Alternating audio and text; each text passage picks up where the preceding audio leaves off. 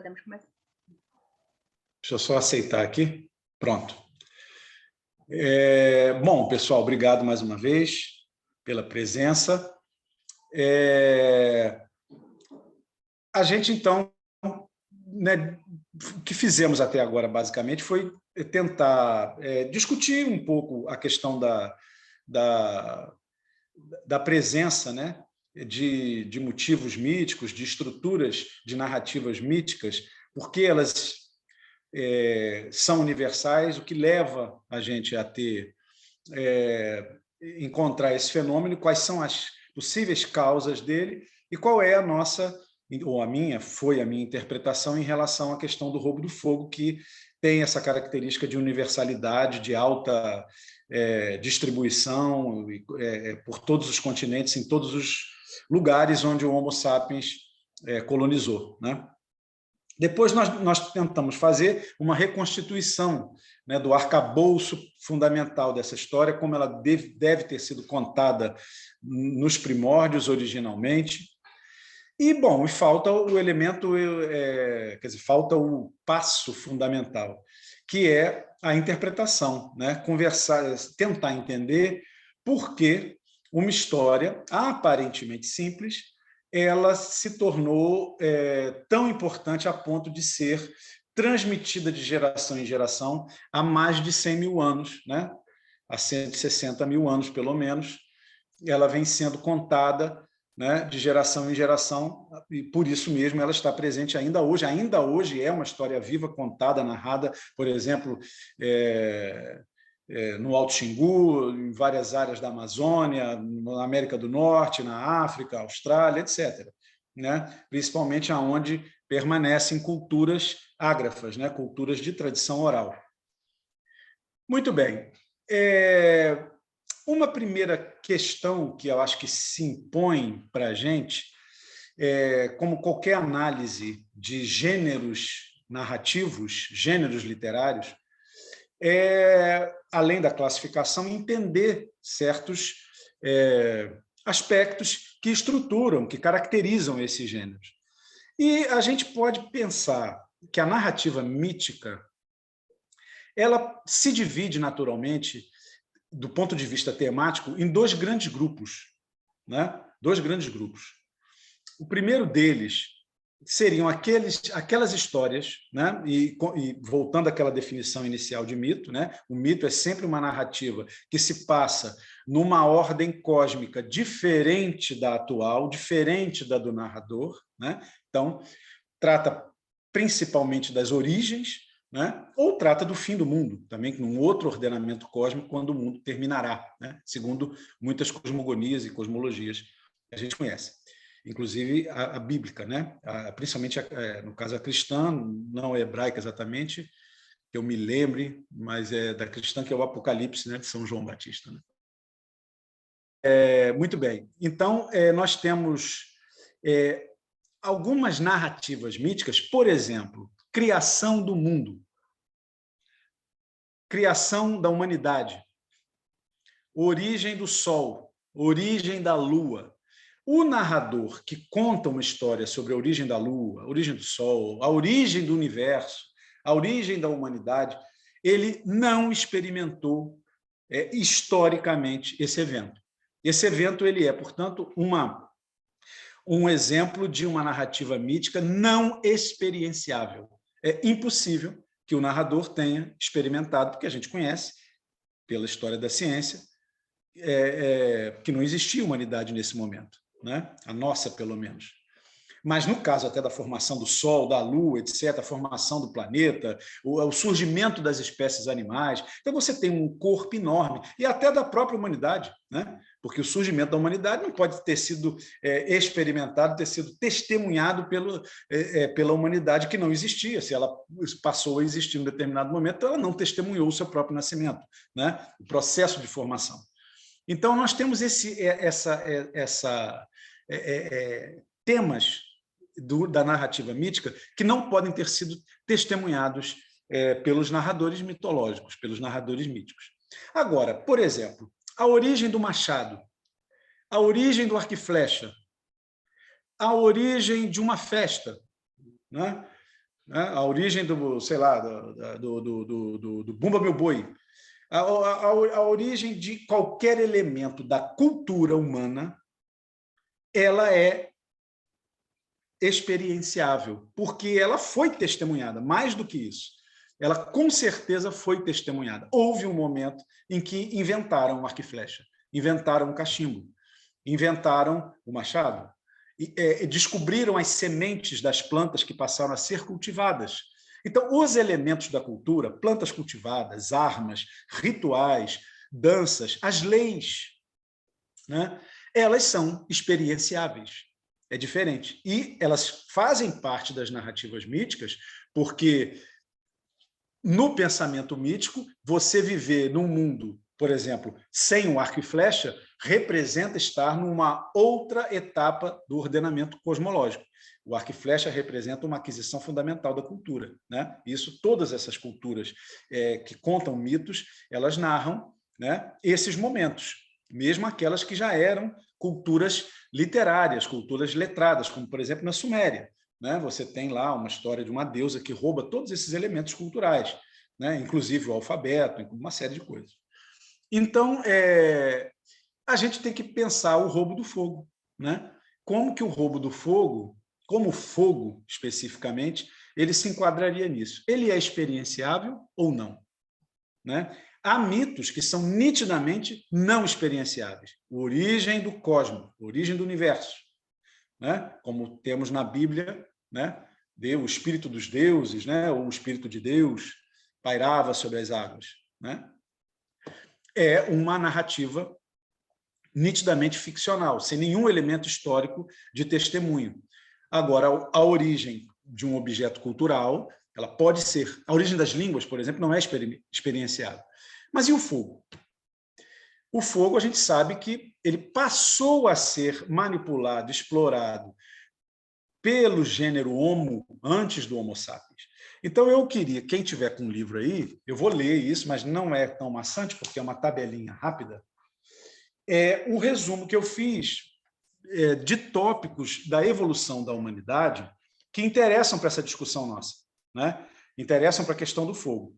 Então, são 2 pagininhas, né? 3 pagininhas. Mas são tópicos, então é bem rápido, tá? Desculpem se... pelo fato de eu ler. Então, assim, a partir de 2.500.000 anos, né? Então é isso que se situa aí isso tudo aqui eu tirei de informações de livros de especialistas, né? Não criei nada aqui. Primeira espécie do gênero Homo, né? O Homo habilis. Então ele surge, ele foi datado de cerca de 2.500.000 anos atrás, né? Então ele é o primeiro humano, é o Homo habilis, e teve esse nome porque ele produzia as chamadas pedras lascadas, né? Que a gente deve, imagino, eu pelo menos aprendi assim, não sei como se aprende atualmente, mas que a gente aprende no colégio, né? Era o homem das cavernas, né? Que ele viveu na África Oriental. Primeiros instrumentos de pedra, né? São as pedras lascadas. Início do Pleistoceno também, há 2.500 anos, 2.500.000 anos. O Pleistoceno é a era geológica, a era do gelo. As temperaturas da Terra ficaram muito frias, né? Início do Pleistoceno, quando o clima se torna mais frio. Densas florestas riquíssimas em alimentos vegetais se transformam em savanas. Então, essa é a origem, inclusive, da grande savana africana. Ali era uma floresta enorme, por isso mesmo que muitos primatas, e por isso mesmo que o gênero humano, não é, o Homo, né, surgiu ali, né? Mas depois elas desapareceram, porque estavam na zona equatorial e aí, em função a luz diminuiu, o calor diminuiu e elas morreram. Acredita-se que o Homo habilis tenha passado a adotar uma dieta mais constantemente onívora, ou seja, né, ele comia muitas frutas, né, como os macacos, muitos alimentos de origem vegetal, começaram a comer carne, provavelmente em forma de carne morta, né? Carcaças de animais, consumindo mais carne e assim mais calorias. Evidências de ossos partidos de animais para extração do tutano, que seria uma origem de proteína animal, né? Mas que talvez não houvesse caça ainda, fosse possível haver caça. Então quebram os ossos para comer o tutano. O cérebro aumenta em relação aos pitecantropos, que são uma espécie não humana de primatas, né? Anterior. e australopitecos, anterior ao homem, ao gênero humano, né? Época estimada da mutação, e aí vem uma coisa interessante. É a época estimada da mutação do gene MYH16, que provocou a redução na força e no tamanho dos músculos maxilares. Isso daqui é uma coisa que muitos desses biólogos evolutivos, né, que estudam a evolução, afirmam que, então, nesse momento é que começou o uso da exploração do fogo, né, porque o alimento cozido é mais fácil de ser ingerido, né? Compatíveis com uma dieta de alimentos cozidos. Estudos paleoclimáticos, né, são climas antigos, indicam que durante todo esse Pleistoceno, essa era do gelo, desde 2,5 milhões até mais ou menos 12 mil anos atrás, essas conflagrações espontâneas teriam sido frequentes e relativamente regulares. Áreas queimadas e rescaldos de incêndios, portanto, ficavam potencialmente expostos à exploração humana. Esse aqui é essa primeira grande mudança, né, que a gente observa na anatomia dos primatas, né, nessa escala evolutiva, pode ter sido associado, não há prova arqueológica disso, mas há uma evidência indireta através da evolução biológica da espécie, né? Através de como essa mutação desse gene, né, provocou essa redução na força do maxilar. Então, se a gente imaginar que a gente não come, por exemplo, um inhame, né, ou uma mandioca crua, você precisa cozinhar para comer, né? Esses outros primatas anteriores a nós, o Pithecanthropus, ele poderia comer. Ele tem dentição forte, robusta o suficiente, musculatura suficientemente forte para dar uma dentada e comer aquela raiz que nós não conseguimos, né? Já não conseguimos mais, há muitos milhões de anos. Bom, há 2 milhões de anos atrás, então um pouco depois, evidências de terra queimada próximas a artefatos de pedra. O artefato de pedra, só pode, ou pelo menos até hoje, foi associado ao Homo habilis, a esse primeiro representante do gênero humano, o fabricador de pedra lascada, né? Podem ser intencionais ou decorrentes de combustão natural. É a mesma coisa, a arqueologia não tem como demonstrar, mas são evidências indiretas que podem apontar para essa exploração do fogo desde essa época. Não há prova arqueológica do emprego antropogênico do fogo, né, nesse sentido. Bom, há 1.900.000 anos atrás que é datado o Homo erectus, que é o nosso ancestral quase que imediato. Porque aqui entra uma coisa que eu vou falar rapidamente, as nomenclaturas dos grandes especialistas em evolução, eles citam várias dessas espécies, entendeu? Tipo Homo de Heidelberg e não sei o quê, um monte de nomes assim. Eu fiquei com uma versão dos, como se diz assim, de evolucionistas que tratam esses gêneros de uma forma mais geral, para não complicar demais, porque senão você vai ficar com 500 mil nomes na cabeça. Então, esse Homo erectus, né, que antigamente era, né, o antepassado direto do homem, ele ainda tem subdivisões. Vamos considerar que são subdivisões desse grande grupo do Homo erectus, né, que é o primeiro, então, a ficar em pé. Né? Isso já é uma característica evolutiva fundamental para a gente. Né? Liberação das mãos, o polegar invertido, né? De pegar objetos, manipulação, uma perfeição maior, né? No uso de instrumentos. Não que ainda ele fizesse a pedra polida, né? Mas vamos lá. Então surge o Homo erectus, apresentando mudanças anatômicas em relação ao habilis. Dentes menores, mastigação mais fácil, intestinos mais curtos, menor tempo de digestão e cérebro maior, né? Que sugere uma dieta de alimentos cozidos. A outra evidência indireta pela anatomia. O cozimento aumenta a concentração de calorias, né, compatível com intestinos mais curtos, e facilita a mastigação, compatível com dentes menores. O excedente calórico pode ser alocado no cérebro, compatível com o aumento do volume craniano. Né? Acredita-se que o erectus tenha sido a primeira espécie a caçar cooperativamente. Isso aqui eu li lá em algum desses artigos que eu consultei, não sei exatamente qual é a evidência que se baseia, mas eu acho que não é anatômica, eu acho que aí é outra coisa. Mas eu botei aqui porque pode ser já um sinal, né, de uma capacidade de inteligência e de organização social. Isso tem a ver com o fogo, como a gente vai ver. 1 milhão de anos atrás.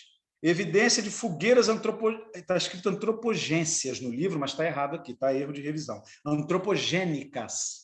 Né? Evidências de fogueiras antropogênicas feitas pelo homem na caverna de Van der Werf, na África do Sul. Acredita-se que o uso do fogo é esporádico, colhido na natureza e conservado pelo máximo de tempo possível.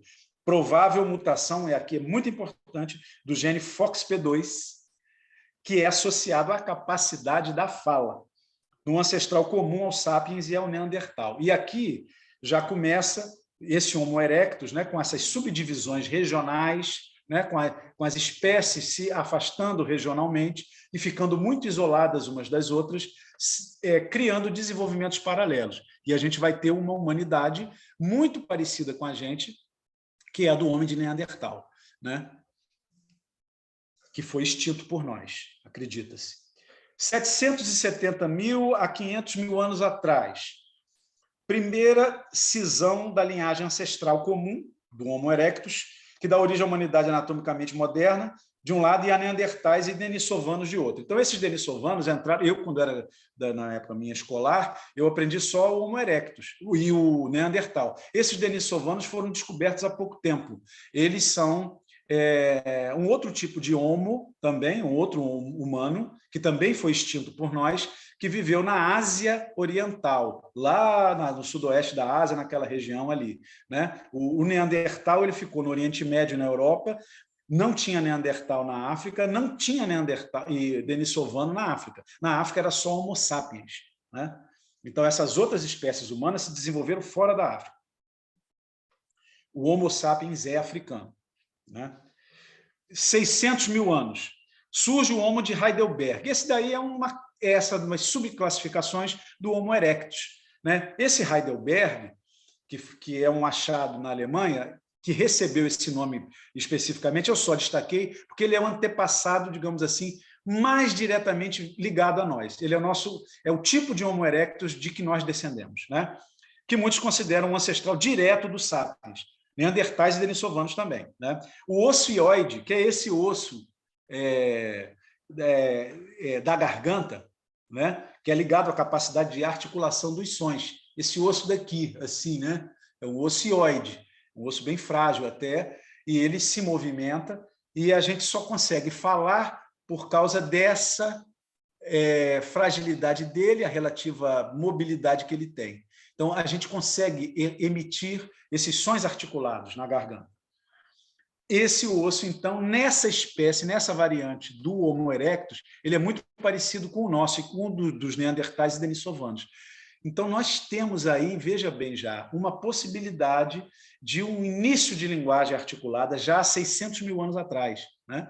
E a mutação do gene, do FOXP2, que é ligado à capacidade de elaboração sintática, né? Ele tem especificamente ligado à capacidade de formação sintática de frases, né? De arrumação dos componentes da linguagem em frases, em sentenças, até anterior. Então, a gente vê um processo de mutação de coisas ligadas à fala, a gente já estava vendo um processo de mutação ligados à questão do alimento cozido, a digestão e a sociabilização. Então, vamos avançar no tempo. 540 mil anos. Olha que coisa interessante.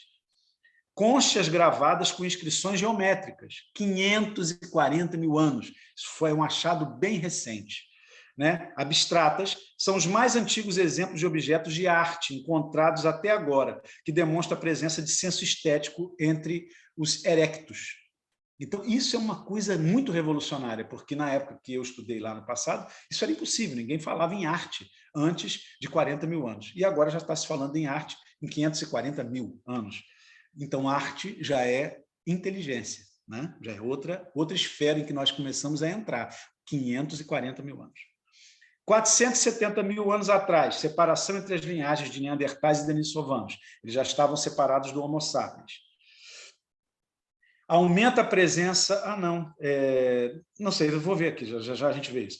Aumenta a presença de fogo, aí olha que coisa interessante, 400 mil a 300 mil anos. 400 a 300 mil anos. Aumenta a presença de fogo nos sítios arqueológicos, o que pode indicar a descoberta de métodos de ignição, que começam a se difundir. Primeiros acampamentos com lareiras. 400 mil anos. 400 mil anos. Não tinha ainda o Homo sapiens anatomicamente moderno, né? A gente vai ver isso. 330 mil anos. Mais antigos fósseis humanos anatomicamente modernos. Esses somos nós. Todos nós que estão vivos hoje. São encontrados no Jabal al-Hud, no Marrocos. Então, depois eu tenho uma nota aqui embaixo, que depois que eu tinha escrito o livro, apareceu, eu consegui colocar essa nota, apareceu um esqueleto, parece que na Grécia, que é de um humano anatomicamente moderno mais antigo. Mas, de qualquer forma, não, desculpa, fora da África. Esse aqui é dentro da África, Marrocos, desculpa, falei outra coisa.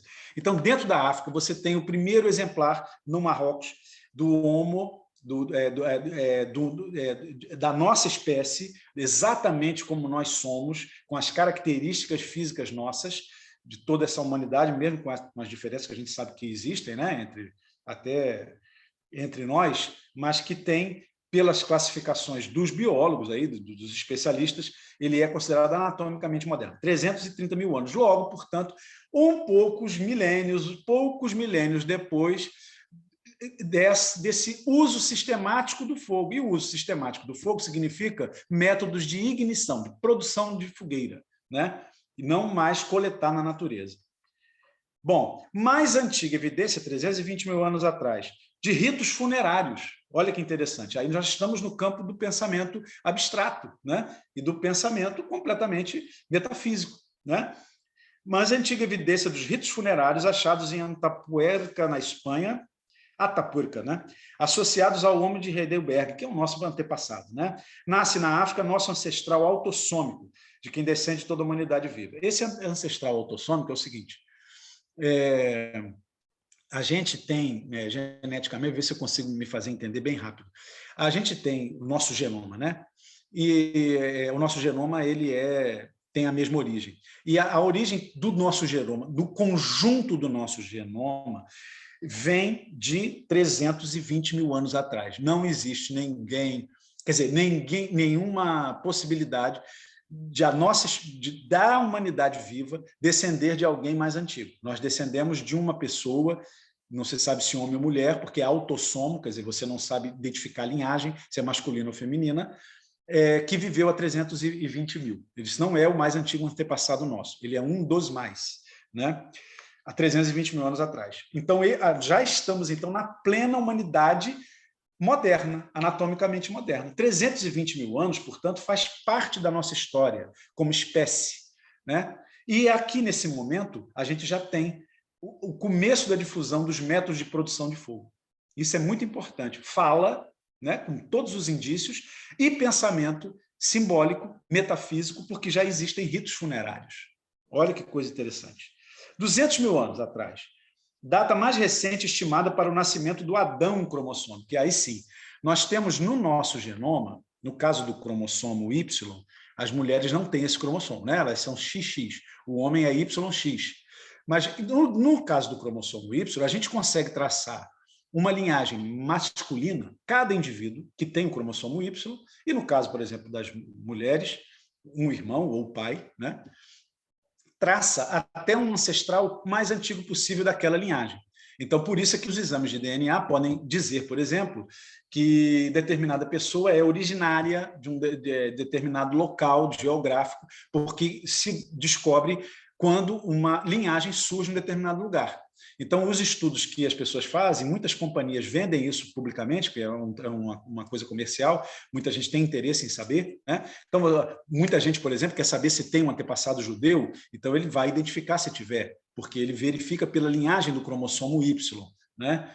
Se ele teve um antepassado masculino em linha direta, ou seja, é o pai do pai do pai do pai do pai em linha masculina direta, né? Uma linhagem só. E nós vamos falar agora há 180 mil anos. Bom, temos uma espécie de altar formado por círculos concêntricos de pedra e colares de garras de águia são associados aos neandertais. Então, os neandertais também tinham pensamento metafísico. Isso já está mais do que aceito, não era aceito antigamente, mas hoje em dia já está mais do que, porque as evidências são muito fortes, né, de que eles também tinham a mesma humanidade que nós, né? Eles não eram diferentes da gente, e nós acabamos com eles, né?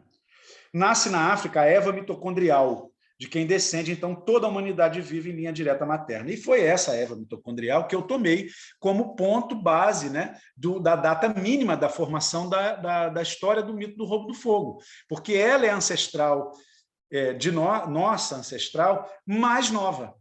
Né? Então, dela, pelo menos, no mínimo até ela, e que essa história, no mínimo quando ela vivia, essa história começou a ser contada. E o DNA mitocondrial é o seguinte, ele está no genoma de todo mundo, aí no caso homens e mulheres. Por quê? Ele não faz parte do nosso genoma, especificamente, mas faz parte do genoma da mitocôndria celular, que é um genoma separado.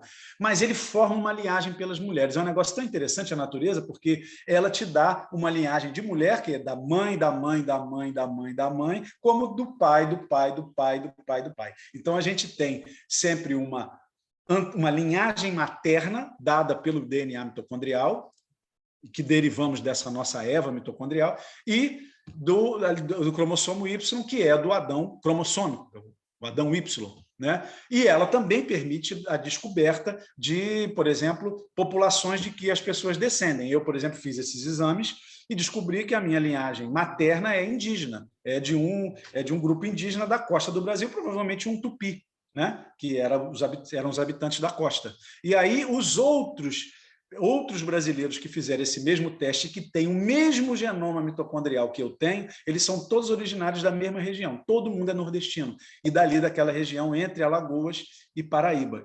E é muito interessante porque você vê realmente, concretamente, quando você confronta o seu exame com de outras pessoas e as companhias fornecem esse dado para você, você pode mandar e-mail e tal, todo mundo tem antepassados que se originaram lá. Então, é uma descoberta que muda muito a compreensão que você tem de você mesmo. Eu não tinha essa ideia, nunca tive, né? Nunca fui criado com essa noção de que não, se falava na família, coisas de a gente é índio, mas você acha que isso é folclore. Mas quando vai ver pelo exame, apesar de não ter mais a aparência, porque já se passaram 500 anos, a miscigenação vem e transforma a gente, mas o genoma está lá, tem essa marca. Então, isso é bem interessante também. Então, aí, bom, chegamos a 130 mil anos atrás, já estamos bem pertinho do presente, que nós encontramos o Homo sapiens fora da África. Né? Então, a primeira ida do Homo sapiens para fora da África. 120 mil anos atrás, olha só que interessante, temos aí, então, já nossa espécie já saiu da África, já começou a colonizar o resto do planeta. E há 120 mil anos é que o uso sistemático do fogo se torna praticamente universal. Então, daqueles 400 mil anos atrás, isso aqui que eu queria chamar a atenção, até 120 mil anos, a gente tem a evidência de que se começou a aprender a técnica de produzir fogo e a sua lenta expansão entre as populações humanas. Né? Essa expansão começou na África e depois, quando o Homo sapiens saiu da África, essa difusão já estava num processo bem acelerado, porque há 120 mil anos se identifica nos sítios arqueológicos uma presença maior de fogueiras, incontestavelmente fogos produzidos, e não colhidos e conservados. Bom, e aí vem os últimos passos, né? Encontramos arte há 77 mil anos atrás, 54 mil anos é a miscigenação entre humanos e neandertais, e depois a extinção dos neandertais, 49 mil anos miscigenação com os denisovanos lá da Austrália e extinção dos denisovanos. Então, a gente, provavelmente o cenário é esse, ataca, estupra e mata. Aumento considerável de evidência arqueológica, a prática de sepultamentos, então, a partir de 40 mil anos. E há 12 mil anos atrás, então, o fim do Pleistoceno, o fim da Era do Gelo, o começo da nossa era, o Holoceno, a extinção da megafauna e o início da civilização, quando começa, então, a agricultura, quando começa a criação de animais, a criação a pecuária propriamente dita, né, e a criação de outros animais e tal, então, que muda completamente a configuração das sociedades humanas. Isso também é muito importante para as reflexões que a gente vai fazer. Muito bem. Mito experienciável, mito não experienciável. O fogo, onde ele se encaixa? O que vocês acham? Vou adiantar, depois a gente conversa, se alguém quiser conversar, se alguém quiser falar, pode levantar a mãozinha, falar lá com a Inês. Para o homo anatomicamente moderno, para nós, Homo sapiens, anatomicamente modernos, o processo de produção de fogo começou antes da gente surgir, pelos registros arqueológicos, pelos que nós temos até hoje, né? Da biologia evolutiva e da arqueologia.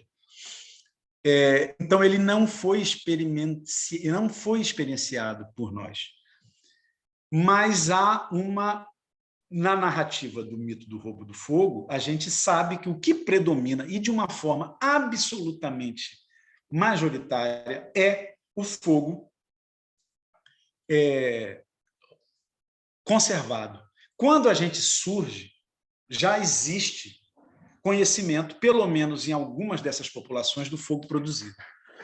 Há 120 mil anos, há 160 mil anos, quando, por exemplo, seria o momento da narrativa do roubo do fogo, se ela não for anterior, você já tem praticamente todo mundo conhecendo o processo de produção de fogo. Né? É raro uma população nesse período, como mostra a arqueologia, que não conhecesse. Né? E viria a dominar isso. Porque hoje em dia, todas as populações, exceto raríssimas exceções, e que, na verdade, são perdas do conhecimento, e não porque não chegaram a ter ele, porque todas elas relatam que já tiveram conhecimento do fogo e perderam. Né? Isso aconteceu na Tasmânia, entre os sirionóis, que são um povo tupi da Bolívia, a perda do conhecimento da produção do fogo. Pode acontecer. E parece que aconteceu também entre os Paracanãs, segundo a conversa que eu tive com o Carlos Fausto, que é o antropólogo que estudou esse povo lá, também um povo tupi do Pará, da Amazônia. Muito bem. Então, a gente fica numa situação assim, que coisa interessante. A narrativa do roubo do fogo preferiu sistematicamente, com poucas exceções, o fogo conservado. Mas a humanidade anatomicamente moderna já conhecia o fogo produzido. Então, por que isso? O que isso nos diz? Então, essa foi a primeira dificuldade. Primeiro, a gente tem que lembrar, esses dados não são tão precisos. Né? Pode ser que a mudança com estudos que avancem futuramente, essa situação se modifique. Né? A gente passe a ter um outro quadro dessa pré-história, porque ela muda mesmo. Né? Até porque a tecnologia avança muito, os estudos vão avançando demais, né? A genética está cada vez mais enfiada hoje dentro da evolução, e ela responde múltiplas questões que eram não conhecidas nossas no passado. Então, a genética tem um potencial incrível, né, de descobertas, mas, pelo que nós temos hoje, pela reflexão para ser feita hoje, 2021, a gente começou a contar histórias do roubo do fogo conservado, prioritariamente, quando já conhecíamos métodos de produção. Então, o que isso diz? Bom, isso diz a coisa mais óbvia de todas, que, na história do mito do roubo do fogo, está se realçando, enfatizando, que o cozimento é o fator de definição do conceito de humanidade. É isso que está sendo dito ali, implicitamente, é como eu consigo ler. Por quê? Justamente você está contando uma história sobre um tipo de fogo que é anterior a você mesmo. Mas ele quer enfatizar explicitamente isso, porque aqueles primatas, que somos nós, tinham plena consciência, e isso aqui para mim é o que chama atenção, plena consciência de qual foi o processo evolutivo por que eles passaram.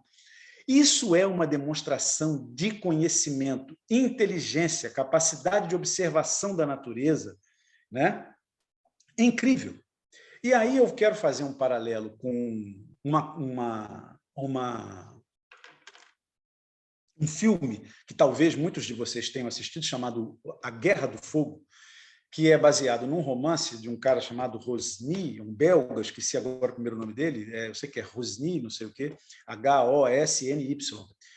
e que depois virou um filme, né? Um francês fez uma adaptação que ficou mais famosa. Eu só fui ler o romance agora, recentemente, eu nem conhecia o romance, conhecia só o filme, até tinha esse filme aqui aqueles disquinhos antigos chamados DVDs, que hoje em dia ninguém usa mais, mas eu tinha aqui uma cópia desse filme, por causa do fogo, que eu já vinha colecionando isso, né? Eu expliquei isso, né?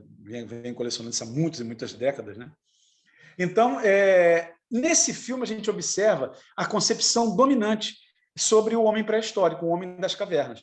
Você tem, enquanto o fogo era conservado e as tribos, né, os grupos diferentes roubavam e se matavam pela posse do fogo, você vai ter no fim, quando o herói lá, os heróis principais, chegam lá nos evoluídos que sabem fazer fogo, você não tem mais estupro, você não tem mais matança, você tem, inclusive, o surgimento do amor, porque a cena final do filme é o casal, o que era atrasado, que não conhecia o fogo, que acabou evoluindo, porque conheceu a moça de um povo mais evoluído, porque sabia fazer fogo, ela fica grávida, ele passa a mãozinha na barriguinha dela, eles olham para a lua, quer dizer, quase que, né, é um final totalmente romântico, totalmente século XIX, fantástico, né, mas totalmente preconceituoso, porque não existe nenhum motivo para a gente achar, nenhum motivo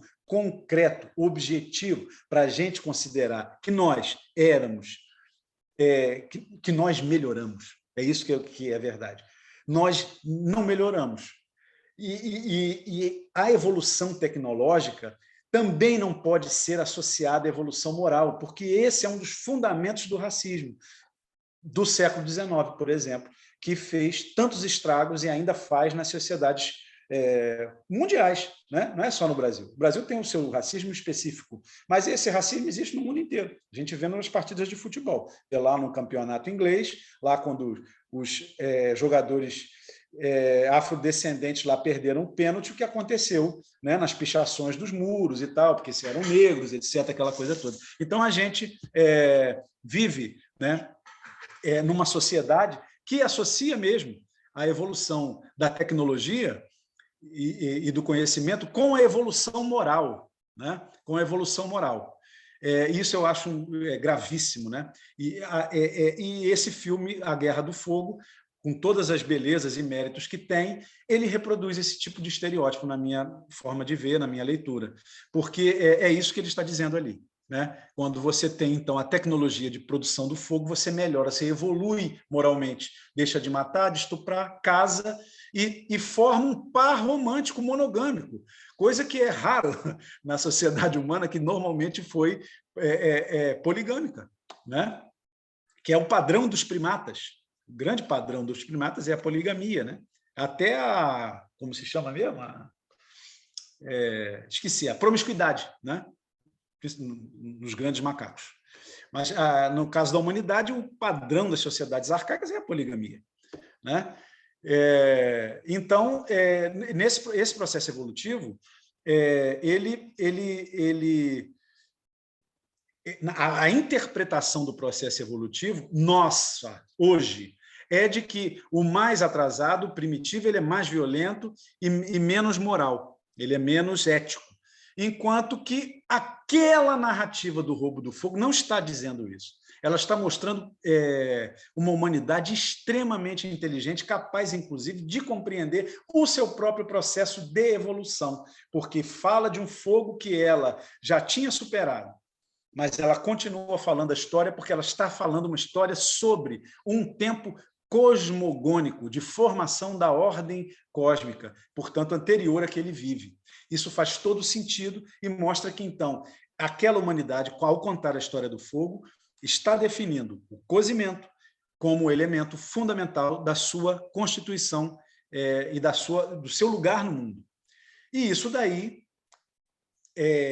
era dito pelos nossos antepassados há 160 mil anos ou há 200 mil anos, não sei quando foi, e hoje é dito pela ciência. E aí nós temos inclusive uma cientista brasileira, né, Helena não, esqueci agora, Herculano não, tem um nome, a citação dela ali, o sobrenome é Herculano alguma coisa. ela já vive nos Estados Unidos, tal, foi a primeira pessoa a contar as células do cérebro, então uma cientista importantíssima universalmente, e ela defende justamente essa tese de que o cozimento é que é o start da evolução, é o cozimento. Então, é lá atrás, não porque os arqueólogos achavam que era coisa recente, né? O domínio das fogueiras, não é coisa lá muito antiga. E nesse caminho estão indo, né, a origem da fala, a inteligência abstrata, o pensamento metafísico, todas essas coisas que a gente considera como coisas essenciais da humanidade. E a gente vai ver que todas elas estão no fogo. Então, primeiro elemento, né, eu já posso adiantar, a gente vai discutir, vamos ver, 7h20, vamos falar de mais um, se der tempo, né? Depois a gente abre para discussão e fala dos outros dois no próximo encontro. Li, a leitura que eu fiz desses mitos do fogo, li 4 elementos, porque o subtítulo do livro, né, O Roubo do Fogo e a Noção de Humanidade. Existem 4 elementos que são mencionados, direto ou indiretamente, na história do roubo do fogo, que são os elementos que constituem a noção de humanidade conforme concebida pelos nossos antepassados, pelos narradores da história do roubo do fogo, dos narradores originais da história do roubo do fogo. Então, o primeiro deles é esse: o alimento cozido é o elemento essencial, talvez o mais fácil, o que está mais na superfície das histórias do roubo do fogo, é o tema da história, que o cozimento é um definidor da noção do que é humano.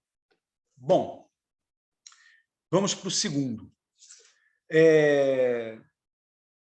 Existe um estudo que eu não li, até falo isso no livro, mas lendo um outro livro que fez um resumo desse livro que eu não pude comprar, não consegui comprar para ler, mas que mostra que os caçadores, né, em todo o reino animal, os predadores, eles são sempre mais inteligentes que a presa. E eles fazem esse cálculo de acordo com a massa craniana em relação à massa corporal, né? Uns cálculos complicados, mas é unânime, né? Pelo que eu percebi, todos esses biólogos e evolucionistas e tal, eles usam essa mesma técnica, né? E até para a humanidade é a mesma coisa. Quando diz que a gente é mais inteligente que o pitecantropo, é isso, é porque o volume do crânio, o volume do cérebro que nós temos é maior, proporcionalmente à nossa massa corporal, do que o cérebro do pitecantropo e do que o australopiteco, né? Que são primatas que não são humanos, né? Que não estão na classificação do gênero Homo. E foi mostrando isso também, que aí, no caso do Homo erectus, o Homo habilis tinha um cérebro um pouquinho menor, era maior do que o australopiteco, mas era menor do que o do Homo erectus é menor do que o do Homo sapiens, né? E o do Neandertal, surpreendam-se, é maior que o do Homo sapiens. Então, o do Neandertal, se esse for o critério de inteligência, ele seria mais inteligente do que nós, né? Mas eles estão extintos. Alguma coisa nós temos, né? Algum poder nós temos, né? Eu suspeito de uma coisa que no próximo encontro eu vou dizer. Mas, enfim, então nós temos essa coisa o predador, né? Ele ser mais forte do que a presa. Ora, mas qual é o nosso lugar na natureza? Qual é o nosso lugar na natureza? Nós somos predadores? O primata é um predador? Ele está no topo da cadeia alimentar? Não está. Né? O primata não está no topo. Ele pode ser até o mais inteligente, mas ele não está no topo da cadeia alimentar. Quem está nesse topo aí são os predadores, particularmente os felinos. Né? Os felinos são os grandes predadores que estão nesse grupo aí, e que a gente já viu que são originariamente donos do fogo, que perderam o fogo e vão se vingar da gente comendo a gente. Né? Então, leões, tigres, onças, todos esses grandes carnívoros que estão nesse topo. A gente não. Mas nós nos tornamos culturalmente predadores. A gente não é na natureza. A gente não come, por exemplo, o leão. A gente não pula em cima dele, mete o dente e come. E nem caça. Caça o leão para, por exemplo, lá os Maasai, eles têm um ritual para denominar quem é o rei, de quem segura o leão pelo rabo durante mais tempo. Os Maasai que vivem no Sudão, na África, né? Mas eles caçam esse leão para executar esse ritual. Os romanos antigos pegavam leões para jogar nas arenas, para comerem, pessoas, nos gladiadores, os cristãos, etc., mas não comem o leão. Os índios brasileiros não comem a onça. Não comem. Né? Não é comestível, não faz parte da dieta. Mas nós nos tornamos predadores em que sentido? Culturalmente, no sentido de que nós começamos a dizimar as espécies todas.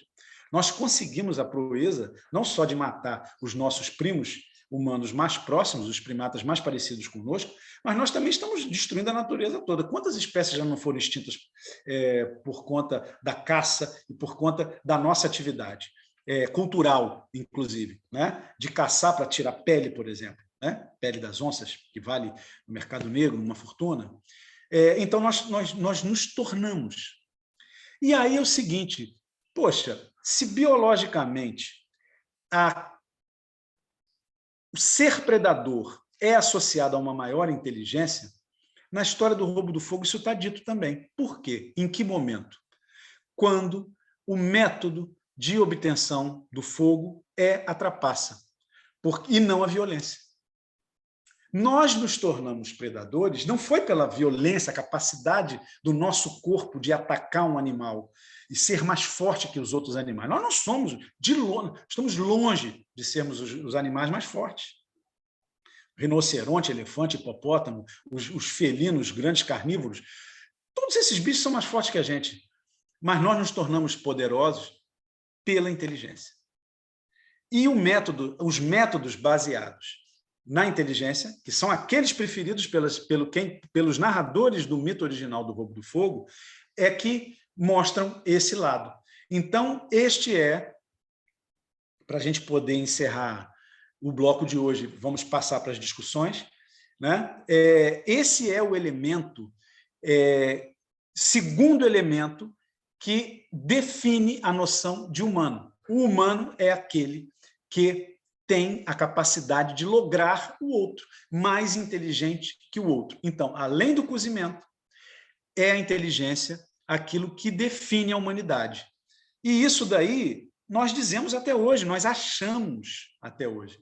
Nós nos achamos mesmo a espécie privilegiada. Tanto é que, num grande número de religiões e metafísicas, o homem é feito à imagem de Deus. Não é à toa. Ele é porque ele é o melhor. Ele é o preferidinho. Ele é o mais inteligente. Ele é o mais próximo da divindade. E o mito do roubo do fogo diz indiretamente isso, através de uma outra maneira, mas dizendo isso, porque ele está privilegiando sempre o método da trapaça. É através da trapaça que o ladrão, que é mais fraco, lembram disso? Rouba o fogo de um demiurgo, que é mais poderoso que ele, e que às vezes se vinga, né? Um grande número de vezes ele se vinga, mas ele é capaz, ele é mais inteligente do que esse ser poderoso. E, de certa maneira, isso tem a mesma correlação dessa história, dessa associação entre inteligência e poder, superando a força, é o que a biologia... quer dizer, não a biologia, no caso, a biologia faz associação entre o poder e a inteligência.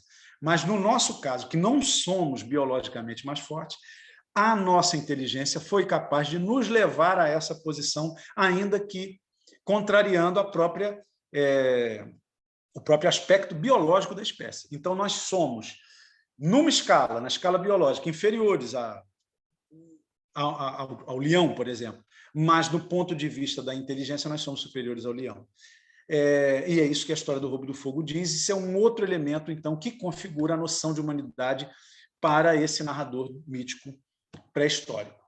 Vamos deixar, então, para o próximo encontro a discussão dos outros dois elementos, que são mais complexos e mais importantes.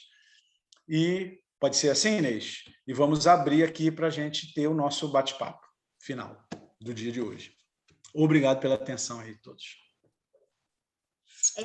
Por enquanto, só temos a pergunta do Francisco. Francisco, quer falar no microfone? Vai lá. Posso, porque hoje eu estou sem aquele microfone ruim.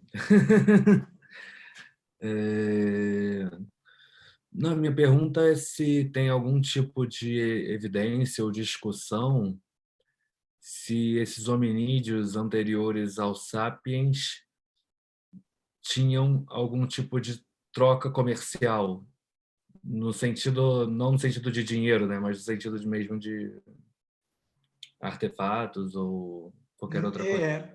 Eu não me lembro de ter lido nada sobre isso. Não posso dizer que não foi discutido, porque eu não domino a bibliografia toda desses temas aí. Né? Eu me meti aí para pegar o que era essencial para a discussão do mito do fogo.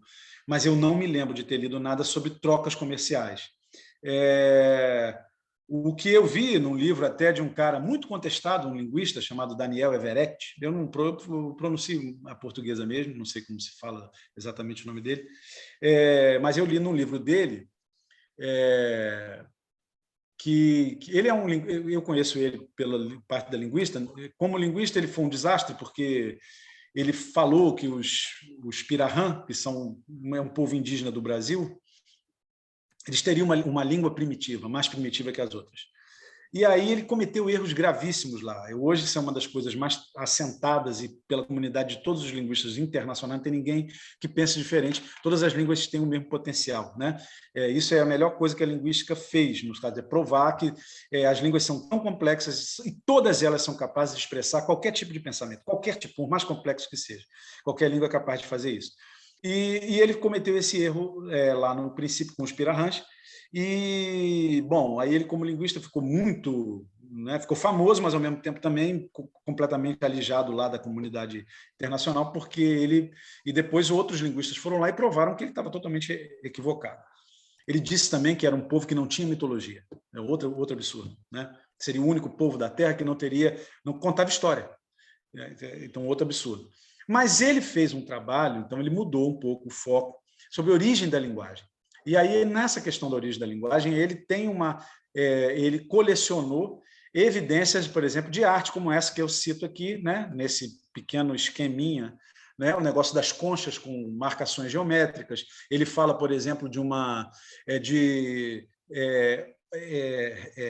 ossos humanos, ossadas, né, fósseis, na ilha de Socotorá, né, que é no Oceano Índico, aliás, no Mar Vermelho, ali entre a Arábia e a Etiópia, a Somália. E aí, Lucas, já vou te dar a palavra, só concluir. E ele pensa o seguinte: como essa ilha não era visível do continente, de nenhum dos dois, quer dizer, quem está na beira do mar, no Iêmen, ou quem está lá na Somália, ele não consegue avistar essa ilha. Então, se não consegue avistar a ilha, como é que esses caras foram parar lá? Então, ele diz que então ele acha que ali já existia uma articulação social, né? Uma pessoa combina com a outra. Pô, estou vendo um passarinho voando naquela direção, deve existir terra naquela direção, vamos para lá. E foram, porque existem restos humanos ali. E numa época que se presume não tinha o desenvolvimento das técnicas de navegação que a gente tem hoje. Então, você tem exemplos assim, né? Ele foi juntando isso porque ele defende uma tese muito controvertida que o Homo erectus falava. É isso. Então, e é uma coisa que eu acho bem possível, e eu cheguei a uma conclusão parecida com a dele. No final desse livro, a gente vai discutir no último encontro lá do dia 20 e tal. Né? Mas a coisa de trocas comerciais, não. Então, vamos lá para o Lucas, depois para a Vanessa, não é isso? Não é isso, Inês? Isso. Vamos lá. Depois tem a pergunta do Pedro. Tá? Aí depois eu leio. Boa noite, boa noite. Boa noite. Eu só queria certificar com o senhor se a questão da primeira dádiva como um moto perpétuo que ficou para próximo encontro. Qual? A primeira dádiva como a doação do fogo. Ah, sim, vai ficar para o próximo, isso, porque isso tem a ver com questão relativa a sistemas de parentesco. Então, tem que discutir mais um pouquinho, para a gente poder compreender exatamente. Incesto, né? Isso, exatamente. Incesto. Exatamente, muito obrigado. exatamente. Isso aí.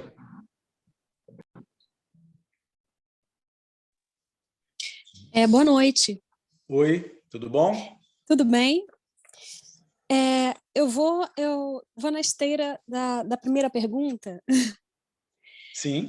Sim, como as espécies, né, a língua também está viva, né, e se modifica com o tempo, Uhum. né, evoluindo, né, nesse sentido adaptativo. E como a gente viu aqui, né, agora, há uma grande possibilidade disso ter tido início, né, há 600 mil anos, com o aparecimento do ocioide. né, Uhum. com o homem de Heidelberg. Então, a língua se modifica, se adapta, portanto, aos usos a que seus falantes são submetidos.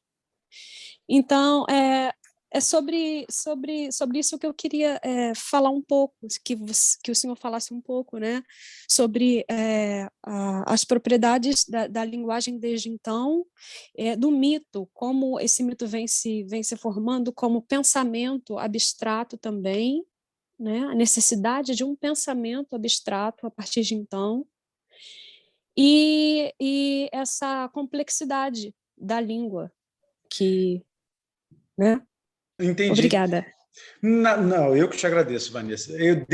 Vou te decepcionar, mas preciso te responder. É porque isso é justamente o último encontro, né? Que é o 4º capítulo. A gente vai ter 2 encontros para o terceiro, né? Fiz a primeira parte do 3º capítulo hoje. Vamos discutir os outros 2 elementos na próxima.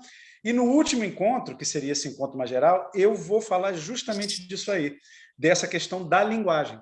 Porque isso também é muito importante, porque a gente está falando de mito, e mito Sim. ele é narrado. Se ele é narrado, né, você tem que ter uma língua já com capacidade de expressão narrativa, né, suficientemente complexa para contar uma história como essa.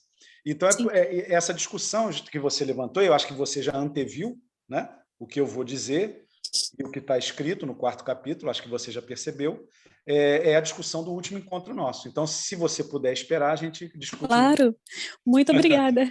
Nada. Tem agora o Pedro, não é isso? Pedro, vou ler a pergunta dele, que hoje ele está sem microfone. Gostaria de perguntar o porquê da afirmação na página 96 de que, cito, de todos os bens culturais, só o fogo não pode ser objeto de contraprestação. Fim de citação. Isso seria uma prova de que o fogo é o bem cultural primordial, que possivelmente abriu caminho para a constituição da humanidade? Exatamente. Bom, você sabe que a vantagem de ter uma turma, então, de pessoas tão inteligentes, né? Porque vocês sempre estão antecipando os assuntos. Então, quer dizer, vocês já chegam às conclusões, né, antes. E é exatamente isso, né? Eu até antecipei aqui, talvez até meio que instintivamente, nem sei porquê, poderia ter segurado um pouco mais essa declaração para falar depois, mas eu mesmo falei na página 96, que você falou, né? 96. Mas é exatamente isso. Ele é o bem cultural primordial, porque sem ele você não tem a formação da humanidade. E esses humanos, isso é que eu acho instigante da gente imaginar, eles eram tão inteligentes, né? Eles eram tão inteligentes que eles tinham essa noção. Eles não eram esses bárbaros que aparecem nesses filmes, mostrando o homem das cavernas como quase que um animal mesmo. Não era, não. Eles eram humanos. Eu acho que nada existe que possa dizer que eles não tinham uma humanidade similar à nossa, ou talvez a mesma, né? A nossa humanidade é a mesma deles, né? Eles eram mais pobres, só isso. Eles conheciam menos coisas, sabiam fazer menos coisas, né? Nós sabemos hoje fazer coisas demais, né? Mas é exatamente isso aí. E isso também é um objeto de discussão do encontro que vem, porque tem tudo a ver com essa questão da dádiva, que também foi falada pelo Lucas, né? foi mencionado pelo Lucas. Então, a dádiva, a questão do parentesco, tudo isso daí é um tema só. Pode parecer temas diferentes, mas é um tema só. E por isso é que eu quis deixar um dia para a gente discutir mais profundamente esse aspecto aí.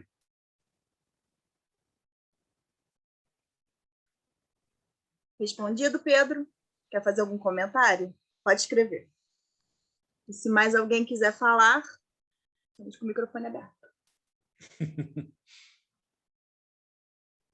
Posso mudar o assunto muito rapidamente, mas ainda dentro dessa... que quando a gente fez o último curso com o Alberto Moça aqui, ele estava falando que estava escrevendo um livro da origem do fogo. Aí quero saber se já tem algum... Como assim, um próximo livro? Desse assunto, não. Eu acho que não... É algum assunto. Não, é um romance. Eu lembro que você chegou a comentar que pensava em algum dia escrever um livro sobre piratas.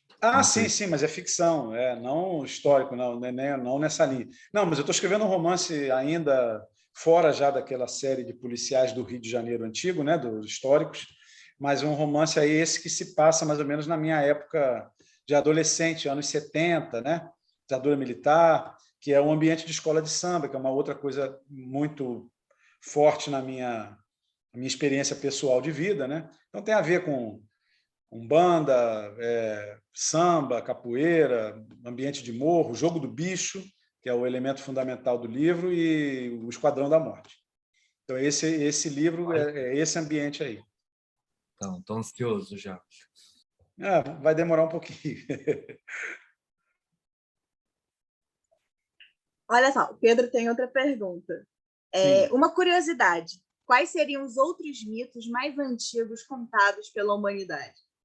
Olha, eu tenho eu tenho certeza, o mito do dilúvio. Eu acho que até já cheguei a mencionar, porque esse também tem uma distribuição universal. Só para vocês terem uma ideia, eu tenho 3 volumes de coleção de mitos do dilúvio universais, né, que pegam continentes todos. 3 livros de coletâneas de mitos que falam de dilúvio, né? Então, isso aí é um tema muito interessante também e que gera uma reflexão. Porque por quê? A humanidade conta essa história do dilúvio, né? Eu ainda não tenho uma reflexão formada, porque eu não pensei, não analisei essas histórias todas, mas alguma coisa importante ela tem que dizer, porque senão não permaneceria, né, tantos anos assim, tantos milênios assim, né? Outros que eu suspeito, mas não tenho certeza, é um mito de origem da morte, provocada pela mulher. Essencialmente seria isso. Agora, algum tipo de infração ou algum tipo de distração, mas numa grande quantidade de mitos sobre a origem da morte que eu já li, universais também, a mulher sempre aparece como a responsável. Não exatamente porque ela criou a morte, mas porque a humanidade poderia ter sido imortal, mas por causa da distração, por causa do erro, por causa de uma infração, da curiosidade, né? Tem muito esse negócio de atribuir à mulher uma curiosidade excessiva, como se ela não pudesse se conter. Então, por algum motivo, por uma falha especificamente feminina, a morte surge, né? E nós temos um exemplo interessante até na mitologia grega do Hesíodo, que é o roubo do fogo associado também, que é o início do casamento, né?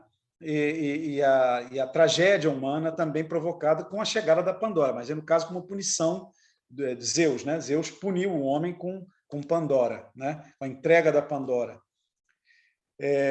Então tem esse perfil aí que de certa forma, foi esses mitos da origem da morte que sempre colocam a culpa na mulher que me inspirou para fazer o romance que é chamado A Biblioteca Elementar, né? O romance da série histórica policial. Porque a culpada é sempre a mulher. Não importa qual tenha sido o crime, não importa a história, a mulher é culpada, né? Então, esse eu suspeito que seja também uma narrativa muito antiga. Agora, outras, eu não tenho certeza. Alberto, Sim. E sobre um motivo, não sei se seria mito, né? Você poderia falar melhor? Da serpente, dragão, réptil, né? No caso, como mito, né? Que até hoje, né, engendra até teoria conspiratória, como o caso dos reptilianos. Assim, o que eu percebo, eu não fiz um estudo, né? Então assim, não tenho como falar através de uma metodologia assim de comparações de histórias, né? Eu tenho uma noção geral de leituras e tal. O mito do fogo, eu fiz aqueles exames bem detidos, né? De cada história, estudando cada característica. Mas assim, tem aquela coisa que eu falei antes, de achar que na origem desse dragão, né, que seria um réptil que cospe fogo, pode ter uma possível relação com histórias do roubo do fogo em função de animais, né, que eram quentes e que perderam fogo, né? A história do sapo, a história de outros desses perderam fogo corporal, perderam então o aquecimento interno. porque teve o fogo roubado. Mas então que esses répteis eles teriam o fogo dentro de si, porque eles eram primeiro quentes e depois ficaram frios. Isso é um padrão bem típico do narradores míticos arcaicos, né, de sociedades de modelo arcaico, que são assim. Agora, o que eu percebo na serpente também tem uma outra relação muito importante, que é da imortalidade. Por exemplo, em muitos desses mitos da origem da morte, como a serpente tem aquela coisa de trocar de pele, né, isso foi usado como metáfora para a imortalidade. Então, o ser humano deixou de ser imortal, né, porque a serpente roubou o segredo dele. Por exemplo, no mito da Babilônia, o mito acádio, né, numa hélice, não, se não me engano, não, Adapa, não sei, da coletânea de um desses mitos acádios, né, das tabuinhas lá da Babilônia antiga, de 4.000 anos atrás, ou mais um pouquinho, você tem justamente isso, a história da perda da imortalidade, porque o segredo da imortalidade foi roubado pela serpente, né? Inversamente, na Bíblia, aparece a serpente como provocadora da mortalidade humana.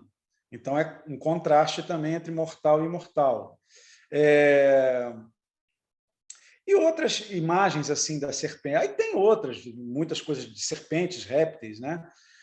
Mas, de certa maneira, o réptil, na mitologia, ele é visto com uma certa repugnância, um potencial inimigo, mas ele também tem propriedades que nós perdemos, né? Então, ele também é um competidor nosso, quer dizer, ele é um antagonista, ele está sempre numa posição, porque ele tem coisas que nós não temos, ele é imortal, nós não somos,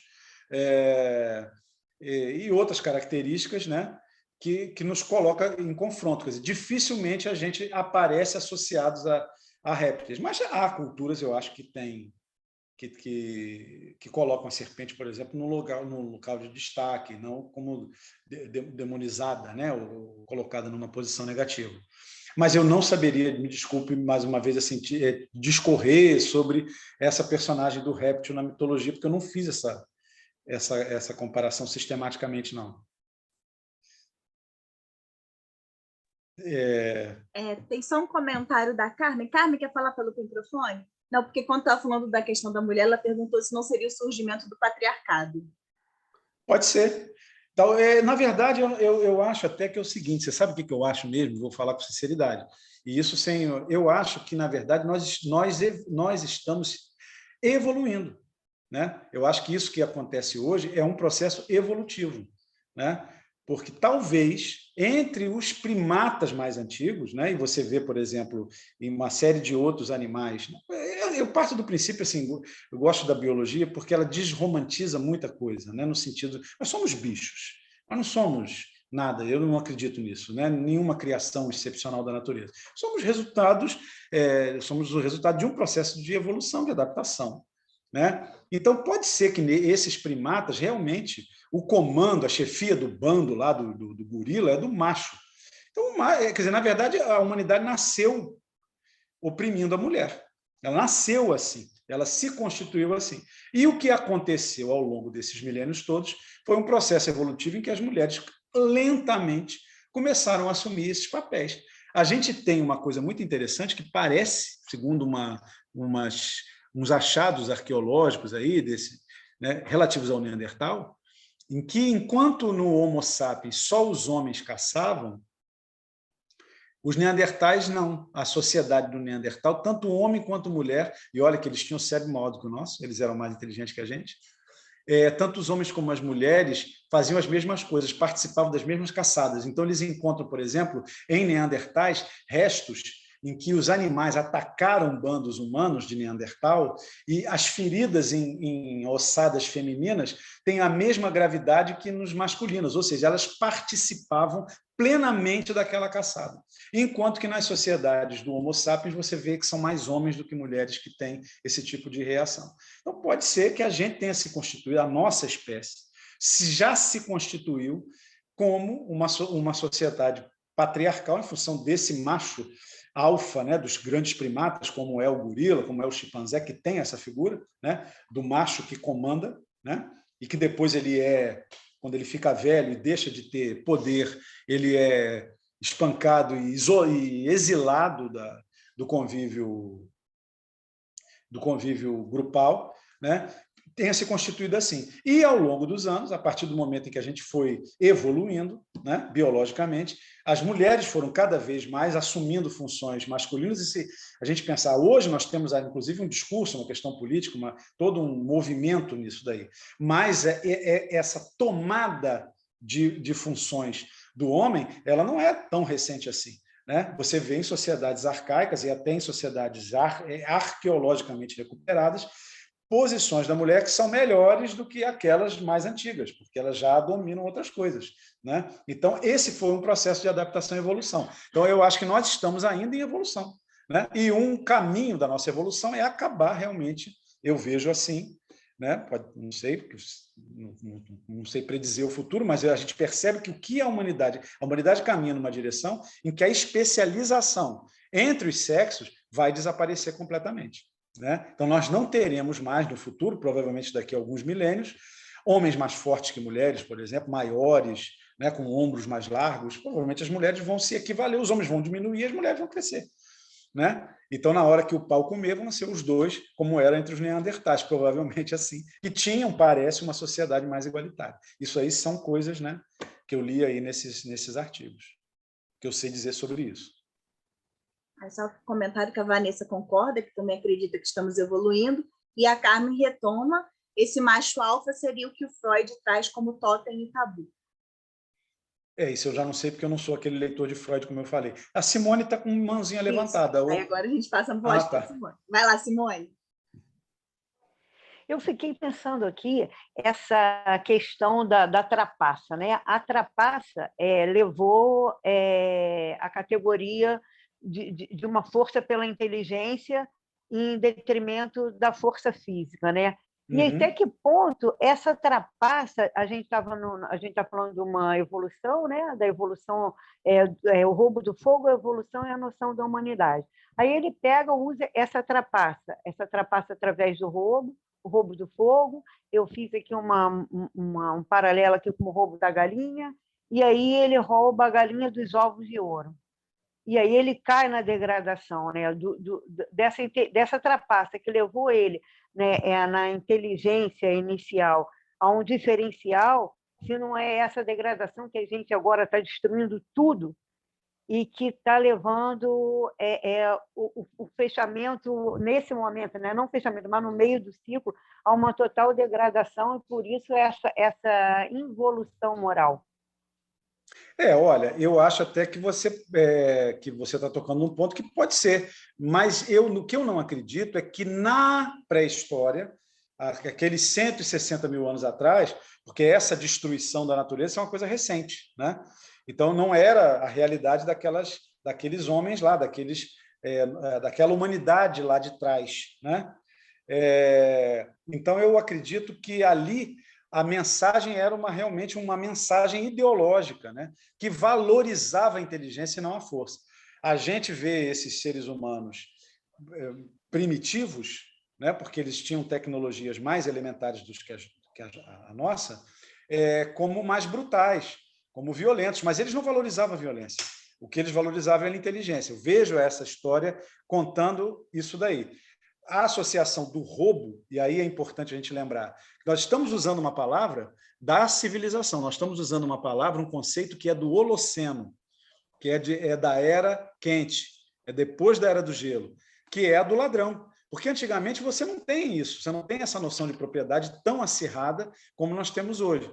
E a trapaça também é um vocabulário que a gente tem que usar hoje, mas que não corresponde à noção que nós temos de trapaça, no sentido de uma pessoa que não tem um bom caráter, né? Que seria um macunaíma, um trapaceiro, um malandro, aquele cara que engana. Esse enganar no passado é o enganar num outro contexto, né? Naquele contexto pré-histórico de um poder que aparentemente é inatingível para aquela espéciezinha de macaco, e aquele macaco, pelo desenvolvimento da inteligência, ele conseguiu dominar e superar.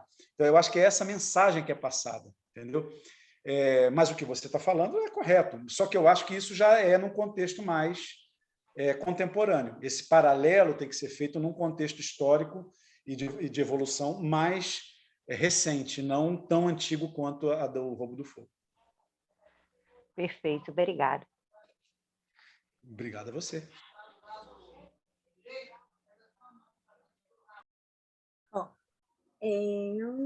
A Carmen. O fogo foi uma apropriação da natureza, um elemento da natureza da qual o homem se apropriou. Primeiro se apropriou e só depois aprendeu a fazer. Essa apropriação poderia carregar uma ideia de trapaça do homem sobre a natureza. É isso que eu acho que tem, né, ali, porque você tem um demiurgo que pode representar simbolicamente essas forças naturais, né, esses grandes seres celestes, né? A gente lembra que a origem do fogo é celeste, a grande maioria das vezes ele incendeia vindo do céu. Na verdade, até eu descobri, né, que é o contrário, né? Parece que a carga elétrica sai da Terra e vai para cima, mas a gente vê, né, o relâmpago caindo, né? Todas as línguas do mundo, eu acho que traduzem, né, a aparição do relâmpago como o raio caiu. Eu acho que ninguém fala que o raio subiu. A gente tem a sensação de que ele cai. Então, a ideia é de que o fogo veio do céu mesmo, né? A origem celeste. Então, esse ser poderoso que produz o fogo, né, ele pode ser esse símbolo da natureza e, portanto, a gente supera a natureza, né, pela inteligência. Perfeito. É isso aí.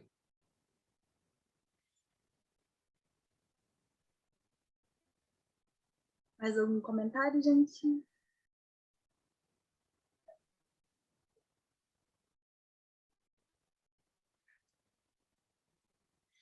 Não? Não, o pessoal está reflexivo hoje. Bom, então vamos encerrar? Tá bom. Podemos? Só mais um Surgimento da comentário, cultura. né, que a Vanessa fez, olha. Surgimento, entre aspas, da cultura, então. Sim, talvez. Ou pelo menos aquele marco que, do ponto de vista da narrativa mítica, é considerado como o surgimento da cultura, né? Se é isso exatamente, a gente não tem certeza, mas pelo menos os narradores, né? E aí, assim, é sempre bom lembrar que eu tentei fazer uma leitura do mito narrado na pré-história. Não porque esse mito reflita ipsiliteris, né, estritamente o fenômeno histórico em si, mas ele reflete o pensamento do narrador pré-histórico, desse homem, dessa humanidade, melhor dizendo, né, para não cair no patriarcado, né? A gente tem o vício, né, às vezes, de algumas palavras e vai tentando mudar. Mas de não falar da humanidade, que é como ela se via, quer dizer, é a noção de humanidade, é como a humanidade se enxerga e como ela se enxergava nesse passado longínquo, que é muito distante de nós, né? E que está numa ambiente ecologicamente também completamente diferente do nosso. E completamente diferente também, até, por exemplo, de povos que vivem em sociedades arcaicas, como na Amazônia, na Austrália, né? Também é um ambiente ecológico muito diverso, né? Então, isso que me chamou a atenção e quando eu digo o que o mito do fogo, do roubo do fogo, quer dizer, eu estou querendo dizer não que ele reproduza o processo exato de evolução, ele reproduz a ideologia, o pensamento do narrador pré-histórico, há 160 mil anos atrás. É isso aí. Mussa, querido, muitíssimo obrigada por mais essa aula incrível, né? Todo mundo aqui elogiando, todo mundo saindo daqui. Muito obrigado a vocês. Reflexões. A turma é excelente, muito boa. Eu, né, que agradeço a presença de todos aí. Você vê que sai até do ponto, né? A pessoa começa a pensar tanta coisa que acaba... natural. É muito bacana, né? A grande angústia de fazer um livro como esse foi justamente a quantidade de temas que eles vão surgindo e que você tem que, na verdade, se conter. Você tem que segurar para você não sair daquele trilho, senão você se perde, não termina o livro, né?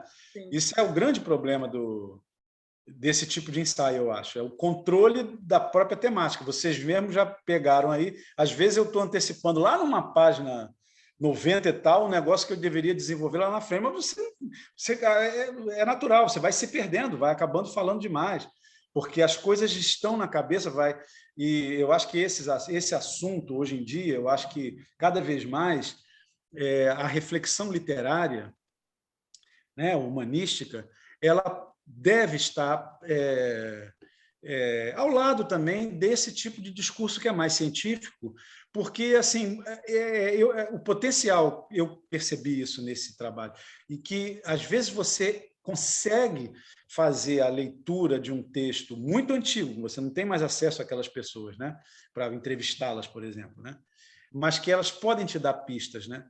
É muito interessante isso. Eu acho que é um caminho assim de reflexão que pode ser explorado, né? Pode ser cada vez mais explorado. Show. Excelente. Então, semana que vem a gente se vê, no mesmo horário. Pessoal. Mesmo horário. Um tchau geral aí para todos, beijo para vocês e até a próxima. Até semana que vem, gente. Valeu, tchau, tchau. Obrigado, Inês.